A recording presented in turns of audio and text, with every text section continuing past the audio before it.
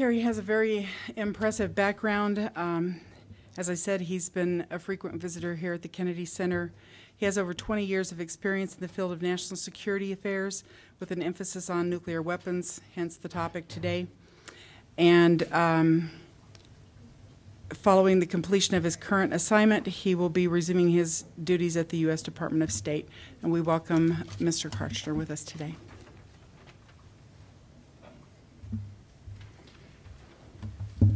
Thank you. Not many of my presentations on behalf of the State Department are opened with a prayer, but I wish they were. There's some, especially I've given overseas, that I wish we had started with a prayer. Some meetings at the State Department, I sometimes suggest opening with a prayer. You know, I'm sure you've heard this before, but it seems like whenever you come back to Brigham Young University, the students seem younger and younger. And outside today, walking around on campus, are these really little kids. And then I realized that there's a grade school field trip here. I thought something was really, they'd really lowered the age on admissions or something. What I want to talk to you today about is foreign perceptions, mainly, not U.S. perceptions, but foreign perceptions of our policies, especially with respect to nuclear weapons. Because last year, I commissioned a study by an outside group of experts to go around to do some research, do some survey research, do some interviews on foreign perceptions of our nuclear weapons policies. That's because in my trips overseas and in talking with others, I got the impression that there was a lot of misperceptions about this policy, that people didn't understand what our nuclear weapons policy was, what we were doing. I didn't feel was appreciated. There were achievements that we've made in arms reductions, in security, safety, and so forth, that I didn't feel we were getting credit for. So I commissioned this group to go out and study this subject. And what I'm going to brief you today is based largely on the results of their efforts. Can we get that PowerPoint presentation? It should be, I have to use your little... Okay.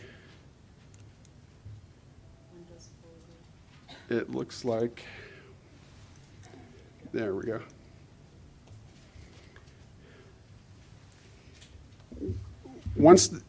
I really envied the people that participated in this study, and I mention this because this is something that you have to look forward to in terms of a career in international relations. These guys this team of experts got to go all over the world interviewing top authorities and officials on nuclear weapons policies, and I wished I had been able to go with them because they went to some pretty exotic places. We wanted to know what the Chinese thought. We wanted to know what the Russians thought. We wanted to know what they thought in India and Pakistan. We wanted to know what they thought in the Middle East, in Israel, and Egypt. And so this team went to all those places and burned up a ton of your taxpayer money doing it, hopefully for a good cause.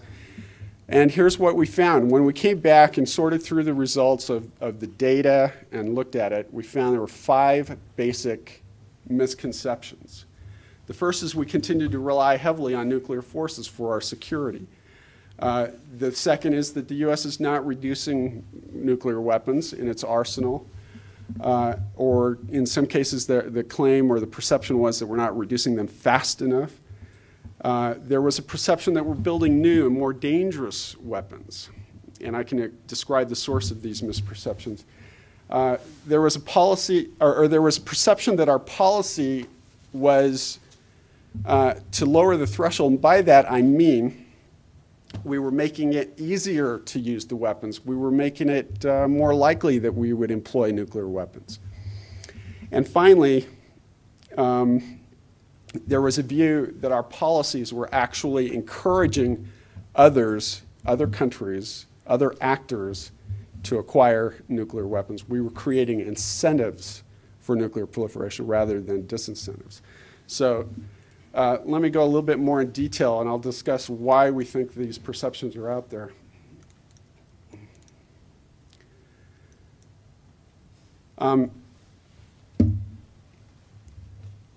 If you go back to the 1970s and you take one of the Secretary of Defense's annual reports that he's required to submit to Congress every year. In the 1970s, it's like the 1974 Defense Department Secretary of Defense's report. It is almost totally focused on nuclear issues, nuclear policy. What we found is that if you go to 1988, there were 25 or so paragraphs devoted to nuclear weapons issues. When you get here to last year's report of the Secretary of Defense, this has a pointer? Okay. If we can figure out how to use it, we'll be in good shape. The 2006 report, it's hard to find any mention of nuclear weapons policy in there. In fact, there are only 2 paragraphs that even mention it. All the rest of this report is on other issues, conventional weapons, the war in Iraq, Afghanistan, manpower, those kind of things. This may seem like a trivial indicator, but this is an indicator of how little attention is now devoted to nuclear weapons issues within the U.S. government. Here's some other things. Our missiles are no longer targeted on a day-to-day basis. They're not on a hair trigger alert. Bombers, in fact, have been taken off of nuclear alert. Multiple warhead land-based missiles have been reduced significantly. Peacekeeper MX missiles have been deactivated completely, their stages separated, and for extra credit, trivia question, where are all the MX Peacekeeper missile stages stored? Here, what was that in the back? No? No? Like cold, freezing cold. Come a little bit closer to home here. No, not Nevada. You guys ever heard of Hill Air Force Base? Hill Air Force, does that ring a bell with anybody? All U.S. intercontinental ballistic range, ballistic missile range, missile stages are stored at Hill Air Force Base because that's the Air Force's central depot for maintaining U.S. ballistic missile weapons. Okay, since you guys are so good at these trivia questions, I'm going to ask one more. And you better get this right. Where is the Western world's largest manufacturer of solid propellant ballistic missiles?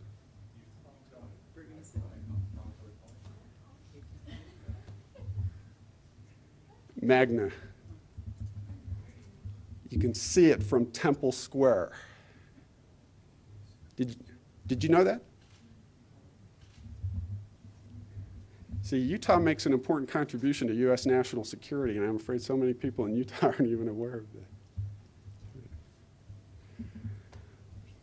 What university graduates among the most aerospace engineers in the world, or I mean in the United States? It's not BYU. Utah State University. Did you know they have one of the country's top aerospace engineering programs? I didn't either until one of my colleagues. When I was asking him, where did he go to school? He said he went to Utah State. I said, how come you're still not Mormon? Okay, we'll save that story for I said, how come you didn't marry a Mormon girl? Okay, there's another story too. He came close. That was. He said he went there because it was the top aerospace engineering school, one of the top aerospace engineering schools. So, we've shifted most of the currently deployed ballistic missile warheads are now on submarines and not on bombers or missiles. So this is an indication of how much we're kind of drawing down. During the Cold War, we had a triad of sea-launched bombers and land-based ballistic missiles. That was the triad. A few years ago, we developed the concept of a new triad. This new triad is made of offensive strike forces, of which a portion are nuclear and a portion are non-nuclear. A responsive infrastructure, which is the industrial base that supports this, and then passive and active defenses, which include civil defenses and missile defenses. That's the new strategic triad.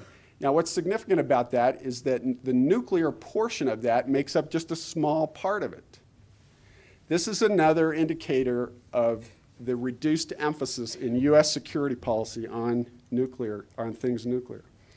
Okay, we hear this argument and we hear this criticism quite a bit when we go overseas. The U.S. is not reducing the numbers. In fact, here's what's been happening to the numbers since 1990 with the START I treaty and then the Moscow Treaty and so forth. This chart on this side, on the left side, is the number of delivery systems. That's ICBMs, SLBMs, heavy bombers.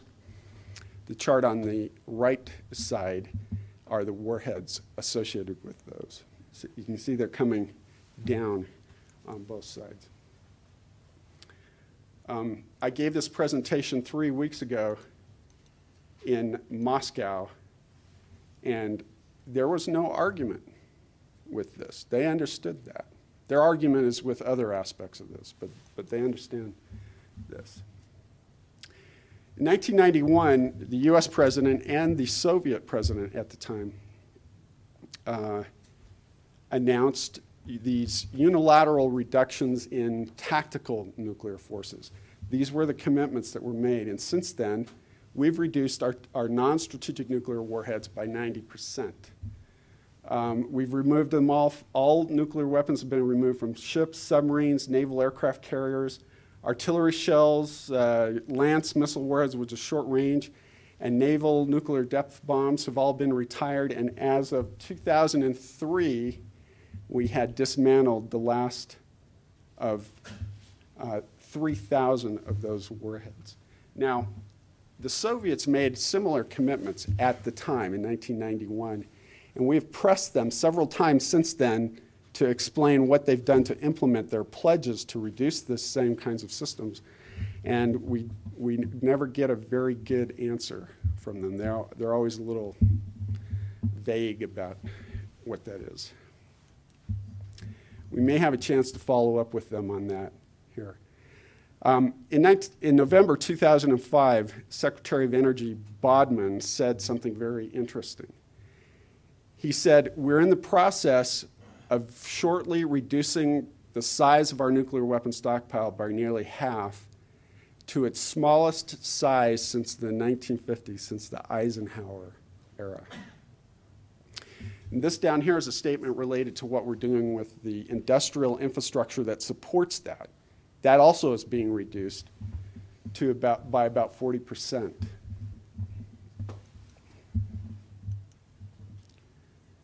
This is the Peacekeeper. These are the warhead types that have been retired since 1992. And it's not just the weapon systems themselves, but we're taking the fissile material, the special nuclear material that goes into these nuclear weapons, and we're taking that and we're taking it out of the stockpile. And in some cases, we're taking a portion of it and down blending it to serve as fuel for nuclear reactors, commercial nuclear power reactors. So that's what this is all about. The Department of Energy doesn't like me mentioning that last point. Nuclear weapons material, we halted the production of highly enriched uranium. The Department of Energy has told me they halted that production in 1964. Okay, can any of you scientists confirm that? Does that sound right to you? 1964? Highly enriched uranium? That's what they told me. I think it's because we switched to an emphasis on plutonium, but that production was halted in 1988.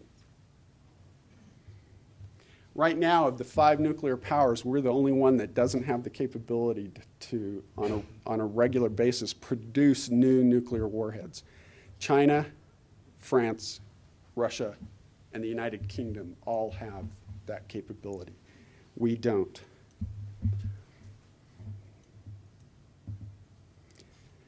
Okay, there's a perception that the U.S. is developing more and new nuclear weapons, and I think part of the source of that is our debate a few years ago on creating or developing something called the Robust Nuclear Earth Penetrator. But that was a program that was canceled by Congress, so it never went anywhere. But the perception was out there that we were creating these new warheads. In fact, we're canceling them.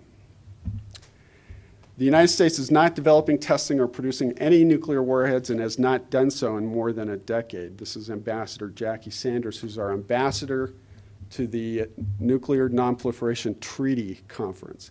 She said that in May 2005. Now, I have to add an exception to this statement because we're right now in the process of considering developing a new nuclear warhead for the first time in 20 years. And I'll talk a little bit more about that, the reliable replacement warhead. That's this right here.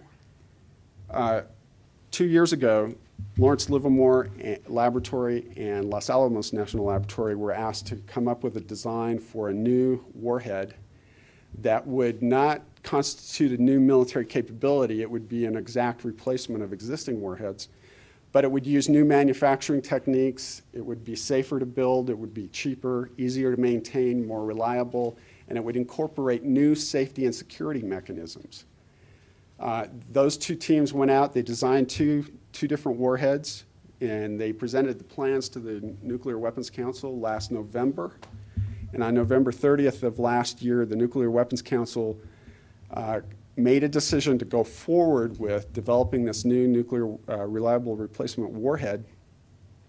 And last week, Lawrence Livermore National Laboratory was announced as the lead design laboratory and will now engage in a 9-month study to develop a cost estimate and a manufacturing plan.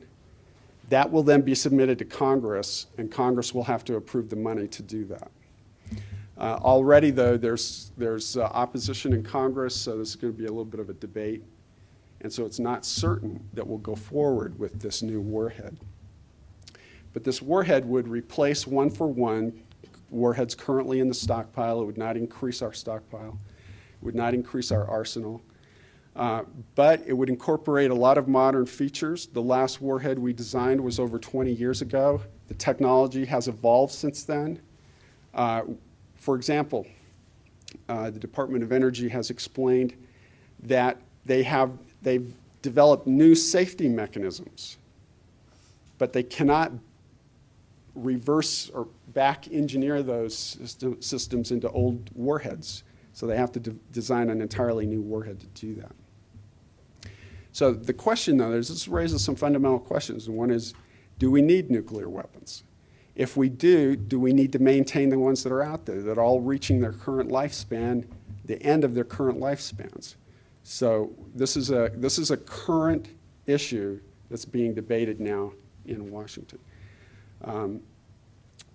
Last Thursday, we sent out cables to all U.S. embassies and posts around the world and telling them about this and offering further information and offering to send briefing teams to different capitals if officials in those countries need more explanation about it. Also, last Friday, we invited the defense attachés from Russia and China to a meeting at the Pentagon to explain this program. There wasn't much of an initial reaction at this point from the Russian and Chinese, but they appreciated the efforts we're making to be transparent and open about the kinds of things we're doing to maintain our nuclear arsenal. We only wish they'd reciprocate and be open and transparent about what they're doing as well. There's a perception out there that we're making it easier or more likely to use nuclear weapons by threatening terrorists, by threatening to use nuclear weapons in preemptive strikes, and so forth. In fact, as our officials have explained in official announcements from the president and so forth, these weapons remain very much oriented towards deterrence purposes. They're considered weapons of last resort. The circumstances under which we would use them is narrowing. That is, there's fewer official circumstances that we say require a nuclear deterrent to be applied to. Now, that is a point that my Russian audience argued with me about. So that, I had to explain what the basis of that was. And my explanation was as follows. We used to have nuclear mines. We used to have nuclear torpedoes. We used to have nuclear anti-aircraft weapons. We used to have nuclear weapons for almost every military mission you can imagine. We've gotten rid of those. So all those missions that we used to have nuclear weapons for, have gone away. We retain nuclear weapons for a very narrow deterrence purpose now, and that is to deter a nuclear or biological weapon attack on the U.S., its allies, or our forces deployed abroad. And we have a very important extended deterrence guarantee. That means that there are countries out there where we've gone and we've said, look, if you get attacked by a nuclear, chemical, or biological weapon, we will come to your aid and we will retaliate against the country that did that attack. That's extended deterrence. That came into play in a very real way last October. Last October, North Korea tested a nuclear device. And that alarmed other countries in the region, including our allies, South Korea and Japan. Secretary of State Condoleezza Rice had to go to Japan and reassure them of our extended deterrence commitment to their security. And the feedback that we got from Japanese officials was that those reassurances by Secretary of State Condoleezza Rice were very critical to the Japanese and very important to them. Why is that? It's because many of us believe that the Japanese have an inherent capability to develop their own nuclear weapons if their security situation changes dramatically. That's a debate that they're having now in Japan. We don't want them to develop their own nuclear weapons. We said, look, we'll take care of your security with our nuclear weapons, so you don't have to build them. Because what would happen if the Japanese built their own nuclear forces? How would China react to that? Yeah, global war is a real possibility, you know? I mean, it would destabilize the entire Asian region and in return would spill over to our security. I mean, it would not be a good thing. We have other allies that we are concerned may build their own nuclear weapons unless we can provide a credible deterrent to them and assure them that they don't have to do that. So,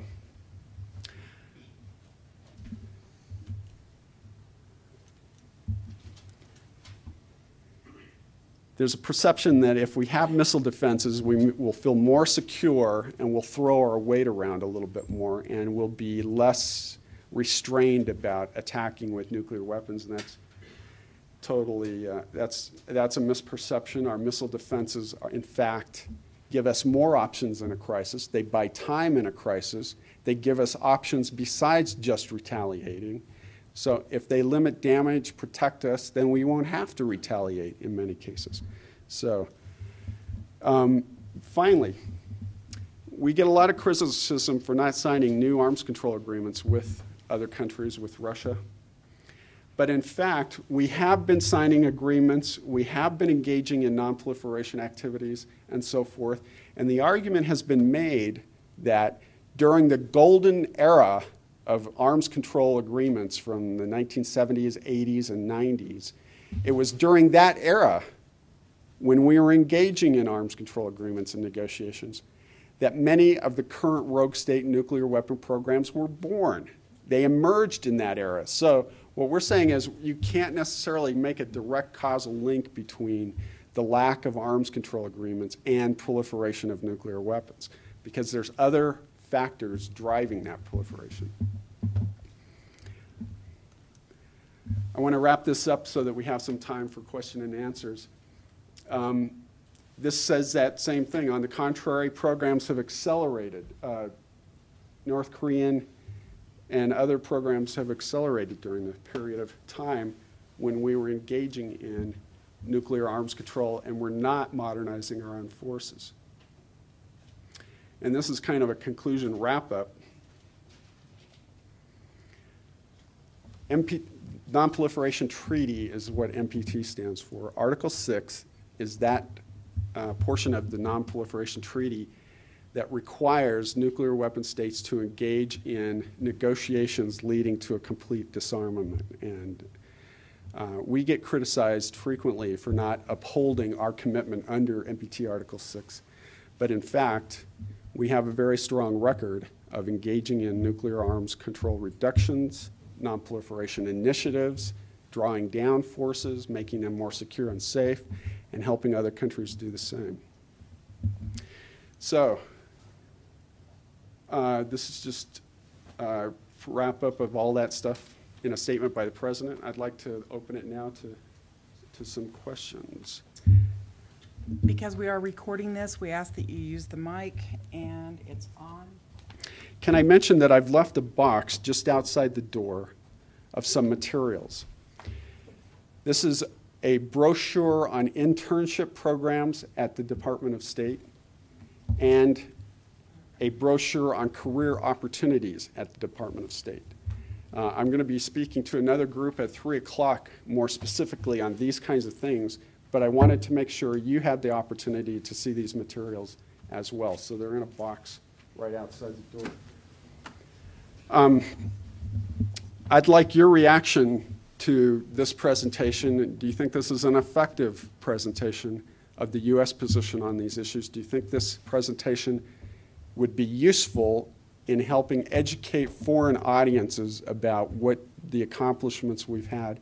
And if you have other questions about material covered in this, I'd be happy to take those questions.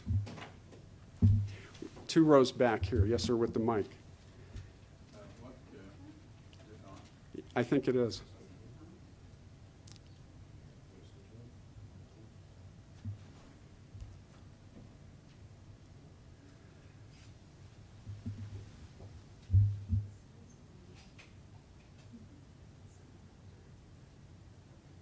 There we go. What material is being used in the RRW? Uranium or plutonium? I don't know exactly. I don't think it's uranium. We haven't used uranium for a long time. It will be plutonium, tritium, and some other materials. Okay. Now, the exact configuration and all of that is all really highly classified. And in fact, the Department of Energy usually doesn't share that with a mere State Department official. Okay. So.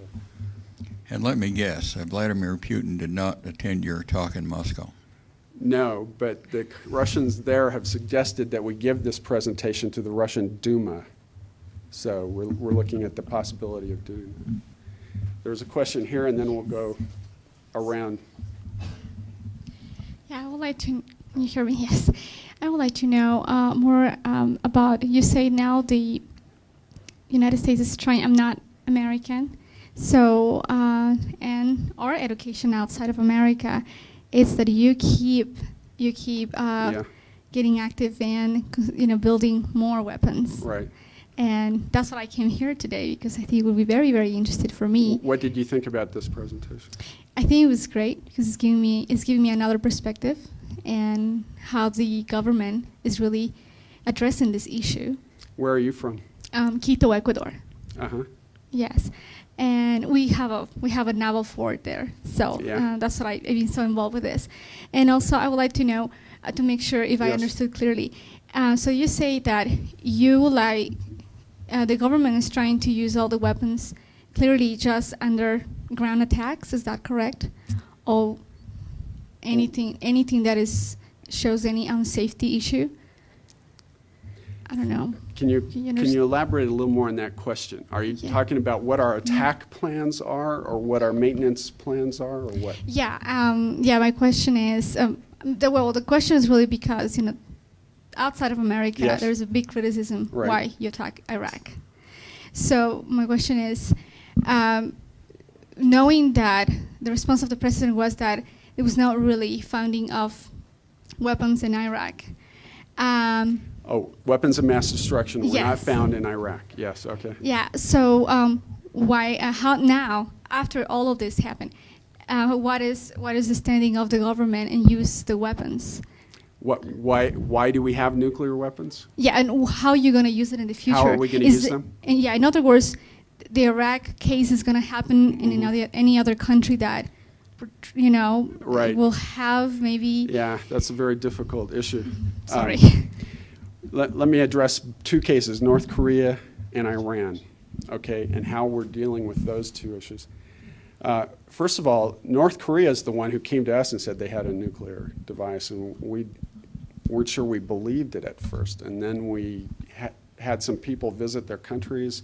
There was an unofficial delegation went there and was actually shown a device and came back and described it to our scientists, and we said, yeah, that sounds like that it was a nuclear weapon. But then in October of last year, they actually tested one. So that proved to the rest of the world that they do have a nuclear weapon. So we don't have to rely strictly on U.S. intelligence to know that they've got one. With regard to Iran, we have been very careful about that as well. It's the international community and the International Atomic Energy Agency and their inspectors have gone to Iran and inspected what they've had and have come back and reinforced our suspicions that they have a nuclear weapons program. What Iran is doing now is developing a nuclear energy program, and they deny in public that they're developing any nuclear weapons or that the intention of this program is to develop nuclear weapons. But they're doing all the things that we would think would be necessary to develop a nuclear weapon capability, and the rest of the international community is aware of that and is watching that happening. And so the United Nations Security Council has unanimously called on Iran to stop what it's doing while it negotiates with the international community. So it's just not the president saying they've got a weapons of mass destruction program. It's the international community. So we do have a little bit of a credibility problem since the Iraq war. So we're sensitive about that, and we're trying to deal with that. Does that answer your, is that, okay, thank you. Yeah, I just had a question about the new triad that you showed a few slides back. And I saw that it looked like there was a stronger emphasis on defense. And I was wondering if, in light of Iran and their possibility of having nuclear weapons in the future, and in North Korea, if the Star Wars program will continue to expand, or if that too is in the process of, if it's going down in size.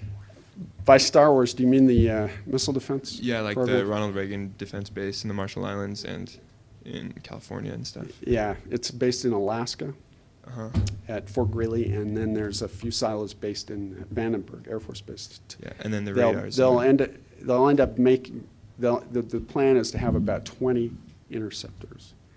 The Marshall Islands facility you're talking about, I think, is part of the test and surveillance network for that. Now, what's the question about?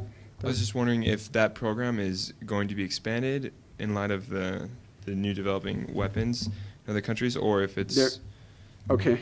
There is one way in which it's going to be expanded. We have entered into negotiations with the Czech Republic and Poland to base in those countries a facility similar to the one in Fort Greely, Alaska. That is 10 to 20 interceptors based in Poland and a long-range radar based in the Czech Republic.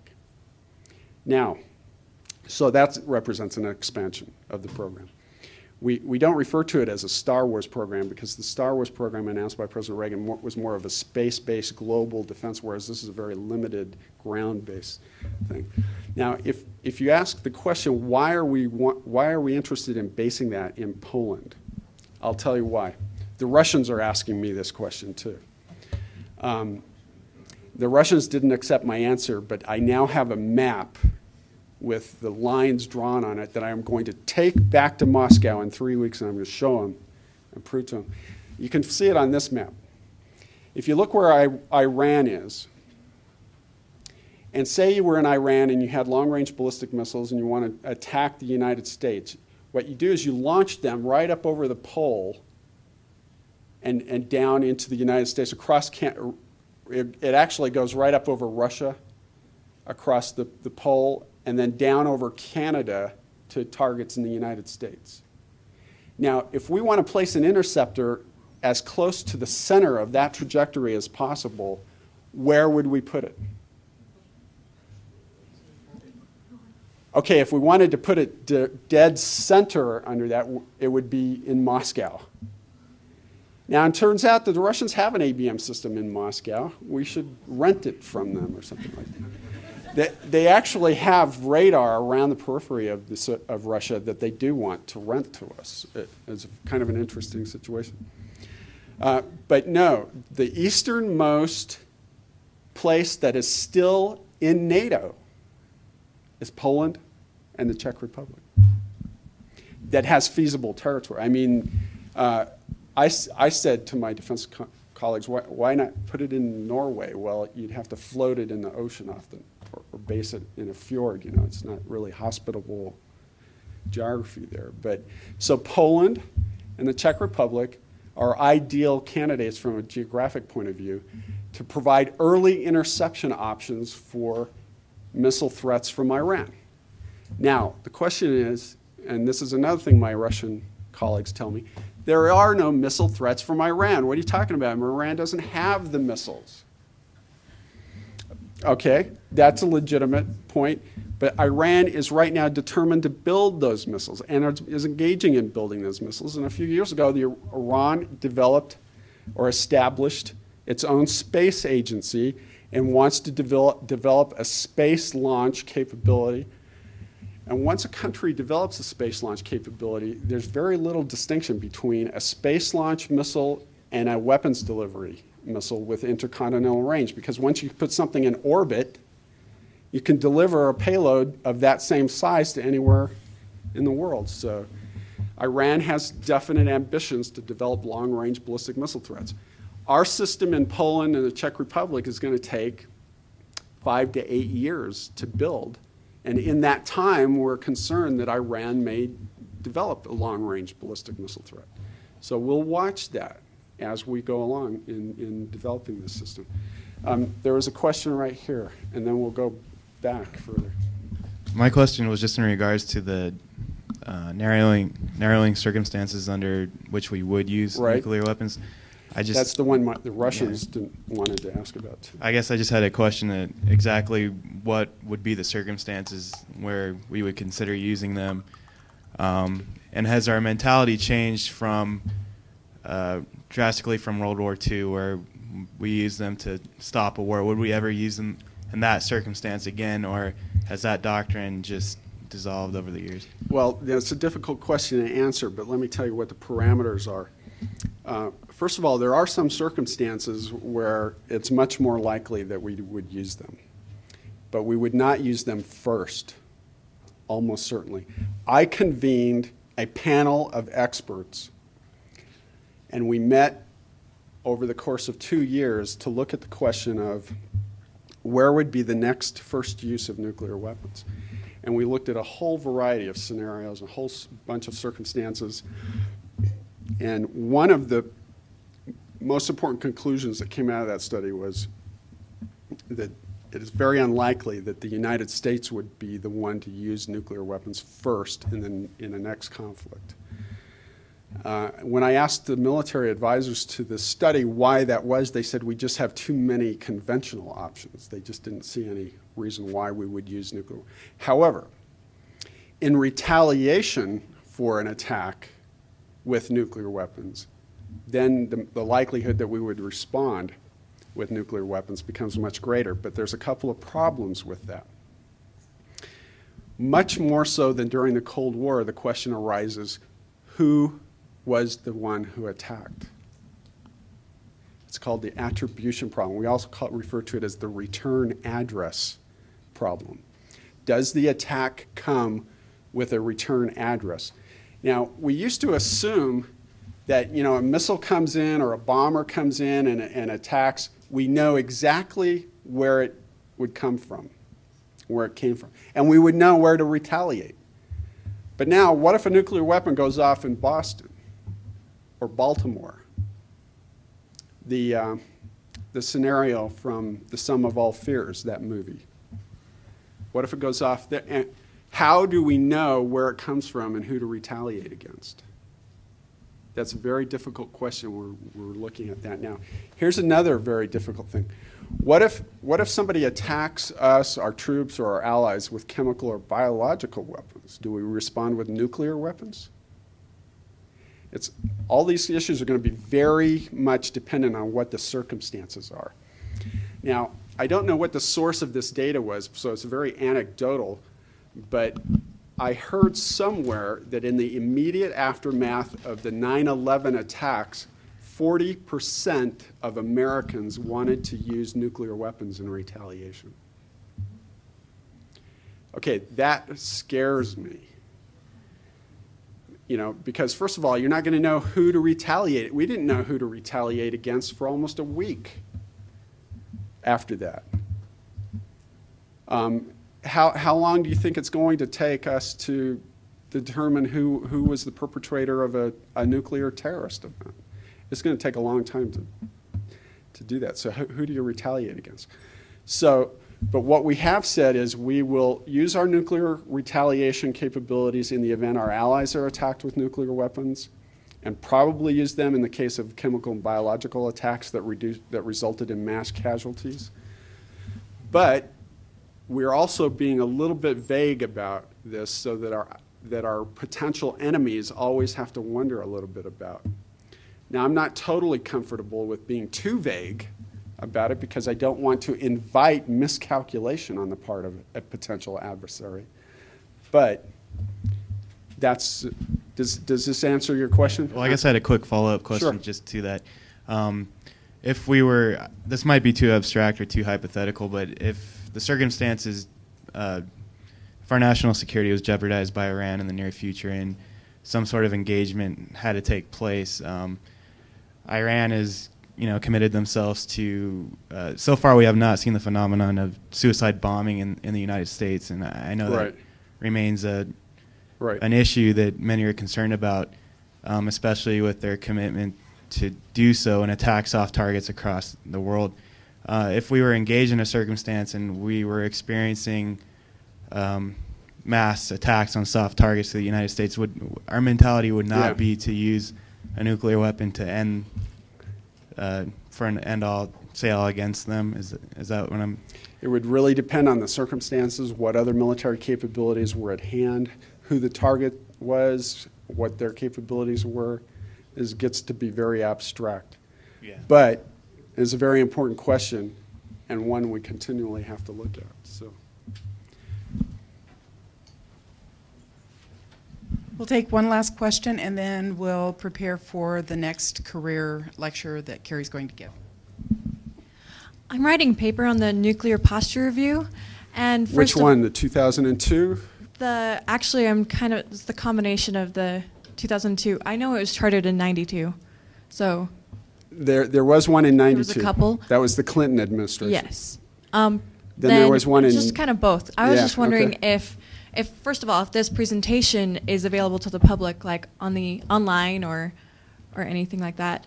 No, but I can give you a hard copy. Okay, thanks. And then I wanted to know if the disarmament kind of that we're seeing on those graphs, that was by the nuclear posture review, and wasn't that nuclear posture review seen as like a negation of the nuclear proliferation treaty at one time, or in some people's perspectives?